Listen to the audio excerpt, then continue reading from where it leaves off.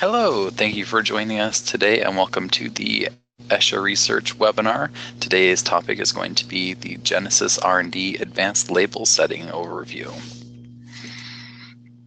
As always, we'll talk a little bit about the application that we're going to look into and a little bit about ESHA Research before we get into the webinar. I'm Ben Miller and I'm joined by Alicia today. Alicia is going to be doing the primary pieces of the webinar. ESHA Research was established in 1981 as one of the very first nutrition software solutions. Today we provide solutions for recipe and product development, labeling, nutritional analysis, and regulatory compliance, including Genesis R&D food and supplement applications, the food processor, and we also include consulting services. Today, we're going to be looking at the Genesis R&D Food application, which was released in 1991 and is designed to help users manage processes and industry challenges and meet federal requirements, including product development, formula analysis, menu analysis, reporting, and regulatory compliance. We do have one more upcoming webinar after today. It's going to be on March 13th, so 2 weeks from today, and that's going to be on creating and customizing your nutrition label statements. So with that, we're going to look at the automatically generated ingredient and allergen statements and how to customize those. Note, as always, this webinar is being recorded. All of our past webinars are available on our website, and you can sign up for that next one in a couple of weeks and track which ones are coming up on that website. Submit any questions that you have to your GoToWebinar control panel, and we'll certainly get to as many of those as we can. If we don't get to your question, certainly let us know. We'll follow up with you afterwards. And today's agenda, like I mentioned before, we're going to be looking at the advanced labels section of the Genesis application. So all of our time will be set in the advanced labels item, looking at dual column labels, aggregate labels, multiple label formats, and we'll take a look at some questions that come along as well. With that, I will hand it over to Alicia and she'll walk us through that. Thank you, Ben. As always, thank you for being here and joining me. We have discussed many format options for nutrition facts labels, as well as some of the dual column labels in separate webinars. Today, as Ben mentioned, we're going to focus on creating labels with the advanced label features in Genesis. The advanced label settings allow us to combine the information from multiple recipes onto one label, like dual column or aggregate labels, as well as save multiple labels from one recipe. A nutrition facts label with multiple columns can be used in several scenarios. For 2 columns, the 1990 regulations refer to a dual declaration label. The 2016 regulations use the term dual column label, so just be aware of those differences in terminology. A dual column label might be used to present 2 amounts of the same food, report nutritional information for 2 age groups, like for infants and toddlers on the same label, present 2 forms of the same food, for instance, as packaged and as prepared, or list items packaged together or foods that are commonly combined. We have a full webinar dedicated to dual column labels based on per serving and per container according to the 2016 RAC revisions. A recording of that dual column webinar is available on the ESHA website. So if you have questions about that type of dual column label, we already have a wonderful reference that gets into more of the regulatory side of the issue, as well as demonstrates the dual column label in Genesis. So today, let's discuss the dual column label, where each column uses a separate recipe for its information. This is what the advanced label features allow us to do. Shown here on this slide, you can see an example of the 1990 dual declaration and the 2016 dual column labels to demonstrate a few differences between the two. The 2016 dual column includes the general formatting changes of the 2016 labels. So you see the calories is in a larger font, and mandatory nutrient updates, like we have our added sugars and additional nutrients have been added, or mandatory nutrients at the bottom. Also notice the quantitative nutrients here in the second column. On the 1990 label, information was optional in a contributes additional statement at the bottom of the label, or you could separate the quantitative amounts for the columns using a comma. So it would be 9 grams, comma, and then the quantitative amount for the second column. On the 2016 label, it's required that you present information for both columns.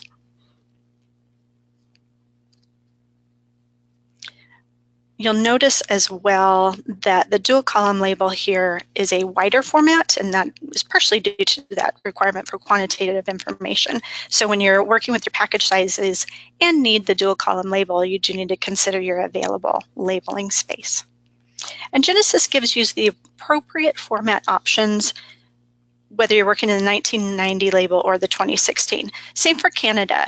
Whichever regulation you're working in, that category for the label provides the appropriate options so you can create a compliant label.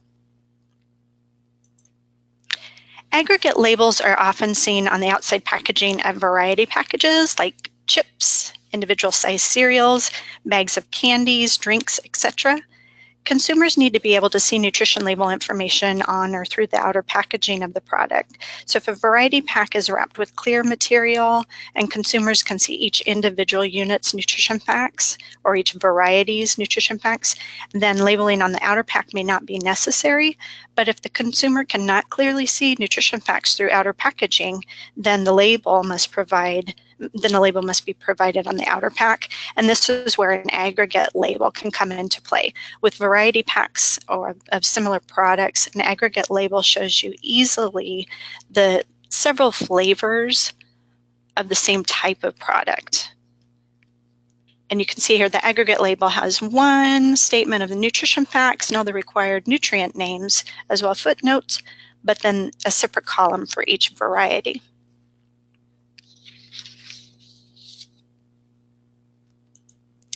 The advanced label features also allow you to create and save multiple labels from one base recipe. Genesis includes a wide variety of style and formatting options, and we covered those details in a separate webinar, but these options are available in the advanced label settings as well. So saving multiple labels from one recipe allows for a convenient way to address the need for accommodating different packaging sizes or marketing materials. So if your marketing materials always like to have a standard vertical label, but your package actually needs to use a tabular label or different formatting, you could certainly save multiple labels to accommodate those needs. You could also use it when you essentially need the same label, but only need to adjust the servings per container based on pack sizes. This is an easy way to create those multiple labels from the same recipe. You can use this to accommodate different labeling regulations of the same product. So if you wanted to create a US label and a Canadian label, save those images separately, but without making any changes to your underlying recipe. This is where advanced labels can help. So we'll move into Genesis and build a few of these labels.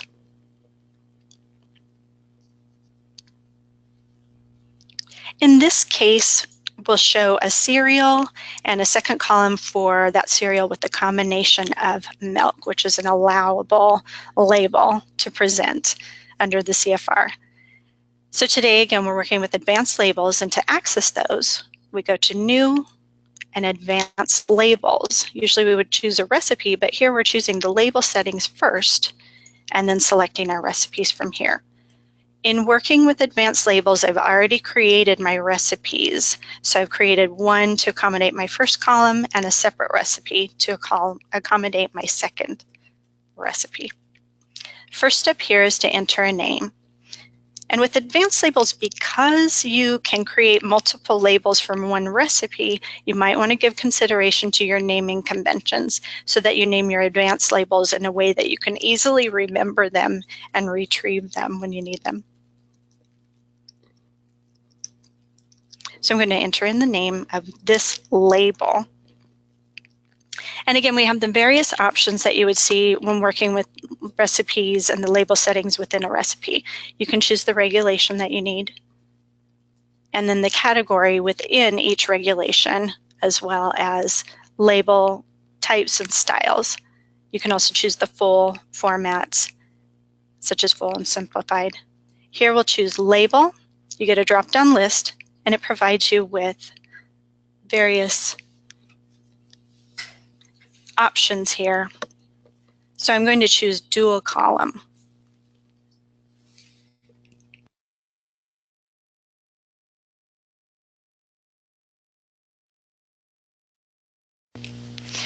Sorry about that, just needed to adjust a setting. So then with our dual column selected, I'm going to jump down to the recipe list area at the bottom of the screen, and here's where I choose the recipes that I want to appear within my dual column recipe. I'll choose a cereal, and I'll also choose my cereal with milk. So this provides me with my recipes for my 2 columns. I can bring these in any order, and if I want to rearrange the order, I can certainly use these arrows to switch the order. Just know that whatever order you bring those recipes in, that's how it will show up on the label. So again, if I brought them in and then decided, nope, I wanted this one first, I can just switch the order. So I'm going to show you what this label looks like just by adding my recipes. Let me just get rid of a little bit of information that we'll talk about in a different webinar.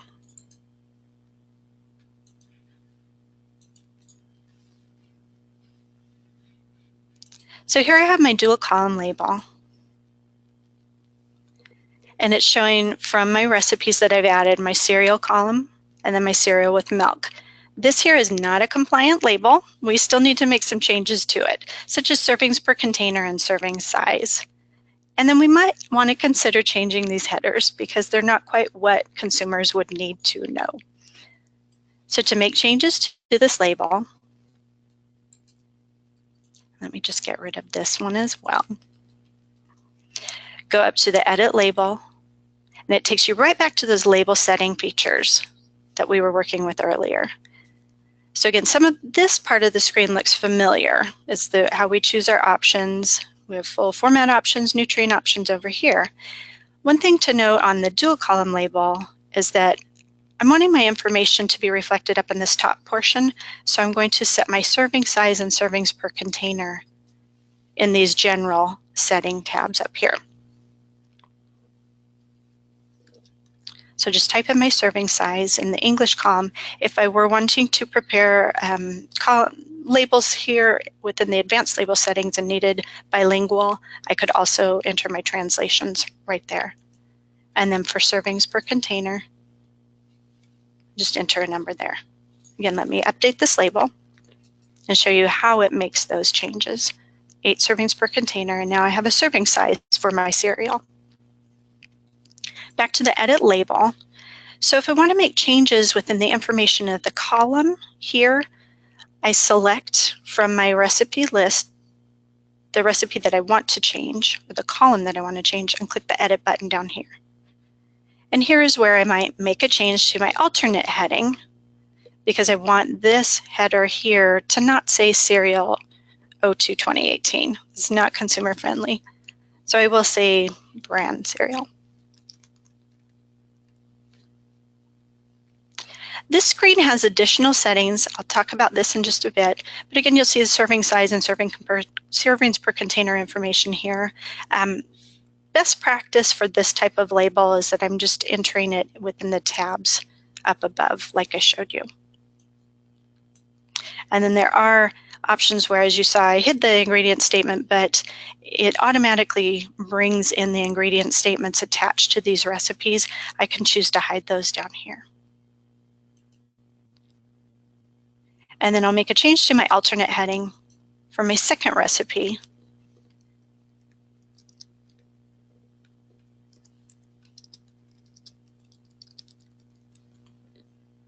And apply those changes.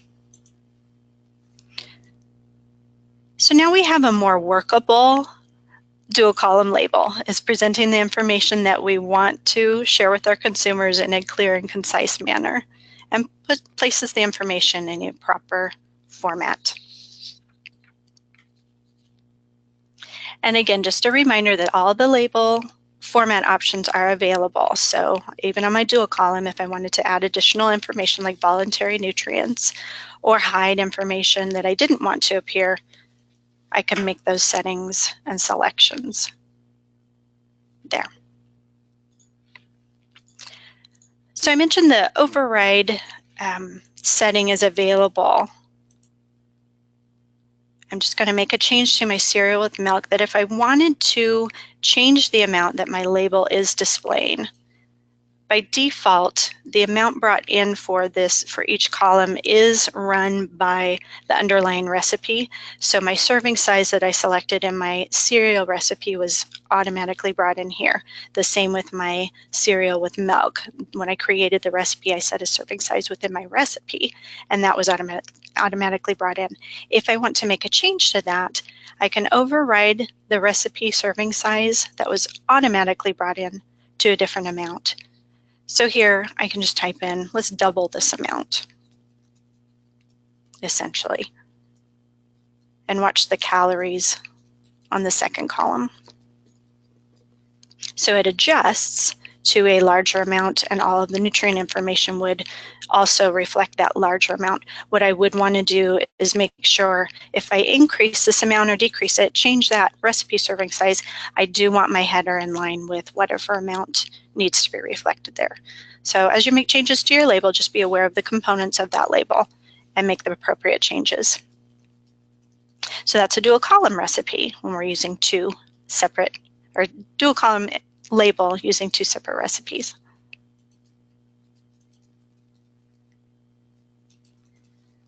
Now let me show you an aggregate label. So again, the same idea with new and advanced labels, and I'm going to bring in several recipes to create one larger label.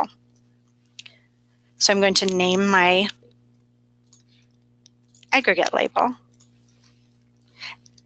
And again, give consideration to the names that you assign to your labels. You can use the user code field to help you differentiate between different versions of essentially the same recipes labels, but just be mindful of how you name them so you can retrieve them later. And the same steps. Serving size information is available up here. Label settings, options available. And then the recipe list area is where we will add the recipes or the items that we want to see on this label. In this case, my recipes are each only consist of one item. So I'm just bringing in a recipe that I created for corn chips and a recipe that I created for the cheese curls, and then one for nacho chips. Each of these recipes only happen to include one item. So again, we'll show this aggregate label. Oop, missed a step. Make sure you choose from the label type. So just like where we selected dual column, here we select aggregate label.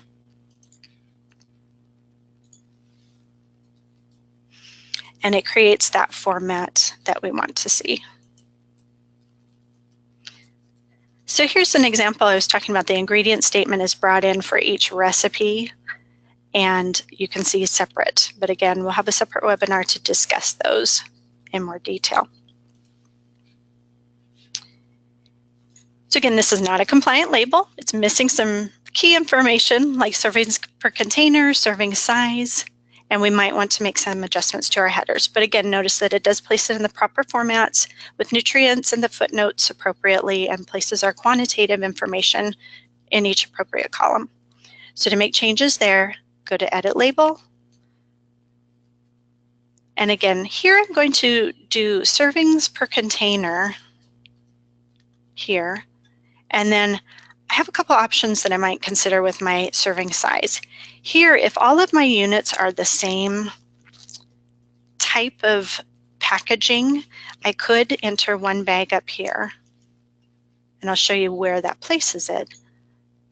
So we've had 12 servings per container and serving size 1 bag. Then you'll see the gram weights are listed appropriately for each variety of chip we have on this label.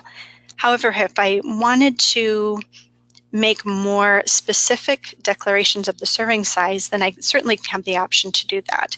And again, just like the dual column, if I want to make changes to a specific recipe or the information on that column of the label, I can edit. And here I might choose to enter 1 bag in this individual column rather than up in this general area for all. So here you just want to consider what's being reflected in each column. What information do you need to present to make it clear to your consumers? So if I do type the serving size within the recipe, it places it right next to the gram weight there. And then I might choose to not show serving size as 1 bag here in this general area. And again, just like with the dual column, if I need to change the alternate heading, I can certainly do that. So I might say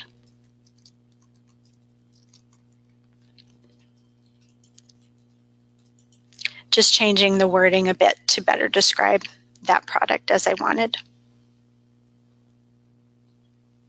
So that's our aggregate label. And I've always liked the aggregate label. I find it very organized and easy to read, but a great way to just display a lot of information within one nutrition facts label.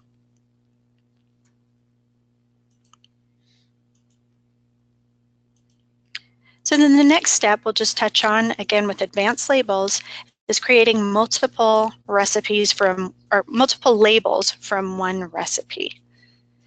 And again, there is a need to clearly label or clearly name these. Just can't reiterate that enough, because you want to know what labels you've created and how to find them when you need to pull them up later.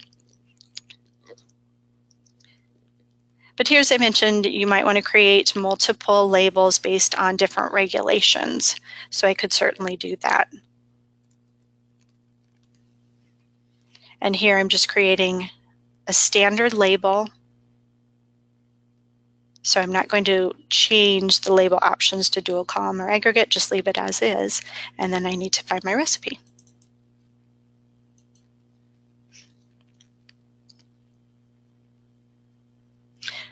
So again, this is pulling in information that I've already set with my bread recipe. But then I can save this.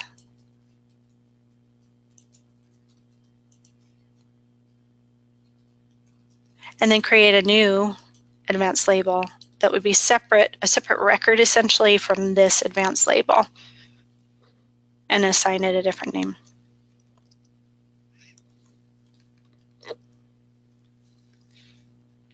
And here, if I'm wanting to create a Canadian label for the same recipe, I'm just going to choose my appropriate settings and then bring in my same recipe. I have a few recipes with similar names, but in this case, I'm just bringing in exact same recipe, different label formatting. And from here, I can go in again and create bilingual, choose all the appropriate options that I would want for my Canadian label. So the advantages, again, of using advanced labels for creating these multiple labels from one recipe is that I can select the label formatting and options within the recipe itself. But if I wanted to make changes, I'd have to keep switching those back and forth in the recipe settings. So I can come into the advanced label settings, create these multiple labels, choose different features, and then save those as separate images and separate files. It's just a bit easier to work with if I'm needing to send out labels on the same recipe to various audiences. So this concludes our content portion of today's webinar, and Ben has a few more pieces of information to share, and then we'll address some of your questions.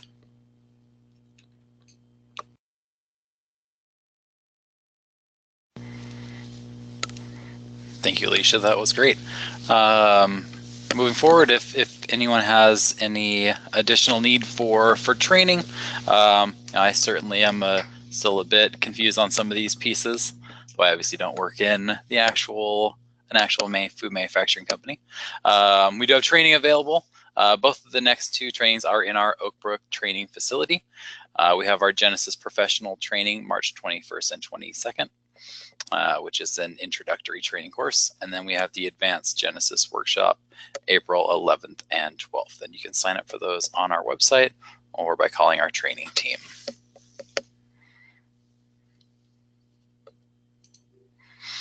We're going to get into a few questions here.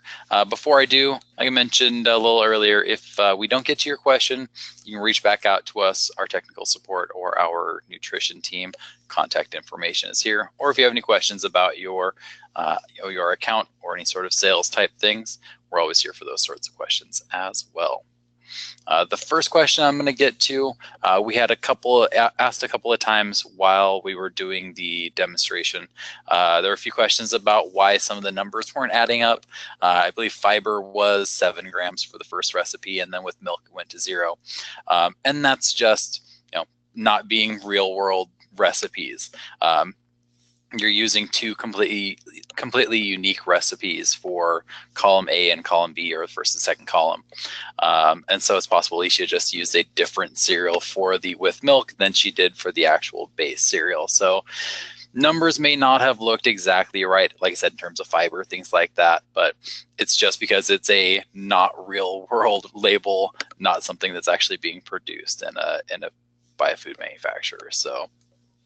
And if I may add, we did speak to dietary fiber and some of the other nutrients that changed with the 2016 label regulations. So there is there are a couple of fields underneath the label, especially dietary fiber, where 1990 uses total dietary fiber, the 2016 uses dietary fiber 2016. So we do have webinars really from the get-go of labeling changes. As we mentioned, those are recorded, available in recordings from the ESHA website. So please feel free to revisit some of the webinars that we have presented to address some of the labeling differences. But yes, want to check all those numbers as you are creating labels and make sure they make sense. Thanks. Some good catches by some of those watching. We got our first question. If you create multiple advanced labels from a recipe, what happens if those labels if you change the recipe? Sure. So if the information on the label is using that underlying recipe that you've created. So if you go back and make changes to your original recipe, it can affect all labels that use that recipe, including the advanced labels here. Ben, do you have anything to add to that? Sure. The one thing I would say is, like everything else in Genesis, anytime you look at a label in the application, it's being created and calculated at the time that you open it.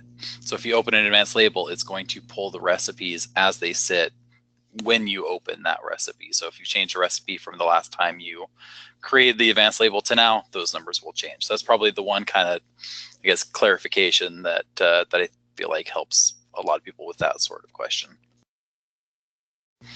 Our next question, for an as packaged and as prepared dual column label, if I have a dry mix, what do I use for the serving size? Oh, sure. Great question. So with a dual column, you must really, with any label, you must label as packaged. There are a few exceptions, but for the most part, you have to label for the product as packaged. And with a dual column label, you can label for as prepared. It's voluntary information. So with a dual column label and an as packaged and as prepared item, the RAC, the reference amount customarily consumed, provides detailed serving size information based on the food types. So you consider what is your food type as packaged, and then you can determine from there. And for some foods, the RAC lists a specific amount for the dry or unprepared form. And if the RAC doesn't list the specific amount for an unprepared form of your food, then the serving size for something like a dry mix is the amount that it takes to make a serving of the prepared form. So here's an example. Flavored oatmeal has a dry serving under the RAC, under the hot breakfast cereals food type. So the serving size is already specified for us, and we can just use what the RAC states. But on the other hand, if you have a cookie mix and your serving size for a finished cookie is 30 grams, according to the RAC, how much of your cookie mix is used to make a 30-gram cookie. And for that determination, you need to consider the other ingredients used in preparing in the preparation instructions that you provide for consumers. Then you take that amount of dry mix is your dry mix serving size based on how much of that goes into the prepared cookie. Perfect, thank you. Very, very detailed. Yes. Next question, can I export advanced labels, or how can I export advanced labels? Well, my quick answer is yes, you can export them, but Ben, if you could explain a little more how you can export them. Absolutely. Within the Genesis application itself, it's really the same as exporting a label from a standard recipe. So if you right-click on the label itself, you can choose to export it as an image file, bitmap, or a GIF, or a TIFF, PNG, all those sorts of things. You also, just like within a recipe, have the option to export it as a vector PDF. So you still have that higher resolution graphic artist type file. And then somewhat recently, I believe it was beginning of last year or so, we added the ability with ESHA to be able to export advanced labels in bulk. So if you do have 50 or 100 advanced labels inside of your Genesis database, you could export all of those labels into a single folder all at one time using ESHA. So that's a newer function. And then we have time for, I think, one more question. Why would you hide the gram weight and servings per container? Sure, there are a couple instances on the label where you might hide the gram weight, especially if you're working with liquids. So, and let me just jump back into Genesis because it might just show you where this is speaking to. So in our serving size information, we have a hide calculated serving size, which would essentially hide the gram weight, as that is the default. But you could also work in milliliters. So if you have that information already set to your recipe, like a volume to weight equivalent, you can choose to display in milliliters. If you didn't have either of those within your recipe already built in, but you wanted to show that information on your label, you could just hide the calculated serving size. And again, this is a text field for serving size. So you could type in, 1 cup equals 240 milliliters as your serving size. And then in that case, you would be hiding the serving size. And then servings per container, again, covered in the dual column webinar that states more to the rack revisions. If your dual column label is to indicate one column is per serving and one column is per the container, the total container, then there is an option to leave off the servings per container if your package is providing 1 serving per the entire container. So there are options or times when you might want to hide that information because it's really duplicated by the other information or the packaging size, or you have other options available.